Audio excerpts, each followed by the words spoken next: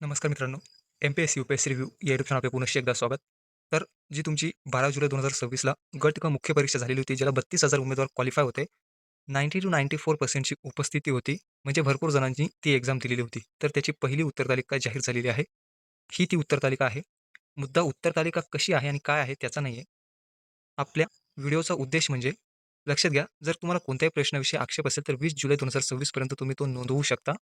असो, तर दोन्ही पेपरच्या उत्तर तालिका आलेल्या आहेत. त्या आपल्या टेलिग्राम चॅनलवर भेटतीलच आणि थोड्याच वेळात टेलिग्राम चॅनलवर एक पोलही टाकण्यात येईल, ज्याद्वारे आपल्याला दोन्ही पेपरचे मार्क्स मिळून किती आहे, ते तुम्ही सांगू शकता.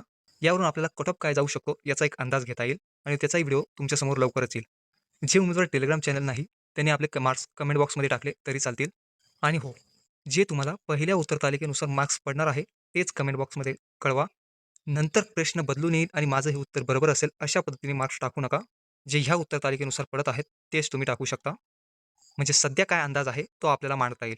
बाकी सर्वात महत्त्वाचा मुद्दा म्हणजे तुम्हाला पेपर 1 आणि पेपर 2 मागच्या वर्षीच्या तुलनेत ह्या वर्षी काय फरक वाटला? सोपा होता, अवघड होता, इंग्लिश सोपा होता, इंग्लिश अवघड होता, पेपर 2 मागचा सोपा होता, की हा सोपा होता, मागचा अवघड होता, की हा अवघड होता, अशा पद्धतीने सुद्धा तुम्ही सांगू शकता. बाकी काल एक Telegramवर आपण प्रश्न टाकला होता, की 2026च्या जागांमध्ये वाढ होणार आहे का? तर हो, होणार आहे. लवकरच त्याविषयी मी व्हिडिओ घेऊन येईल. परंतु सध्याचा जो विषय आहे, तो म्हणजे तुमचे गट क मुख्य परीक्षेचा नेमका कट ऑफ काय जाईल. तर त्यासाठी टेलिग्राम चॅनलची तुम्ही मदत घ्या. जिची लिंक तुम्हाला डिस्क्रिप्शन बॉक्समध्ये भेटेल किंवा कमेंट बॉक्समध्ये सुद्धा तुम्ही तुमचे मार्क्स टाकू शकता. त्यावरून आपण एक अंदाजित व्हिडिओ टाकू. आणि हो, ओव्हरऑल जर का मी एनालिसिस केलं, तर मला मागील वर्षीच्या तुलनेत पेपर 2 हा अवघड दिसला. त्याच्यानंतर म्हणजेच मीडियम टू हार्ड दिसला. त्याच्यानंतर मागच्याच वर्षी जर का तुलना केली, पेपर 1 मधील इंग्लिश हा विषय जरा मॉडरेट दिसला. आता प्रत्येकाचं मत वेगवेगळं असू शकतं. हे मी माझं मत सांगितलं. बाकी तुमचं काय मत आहे, ते सुद्धा तुम्ही कळवू शकता. ठीक आहे.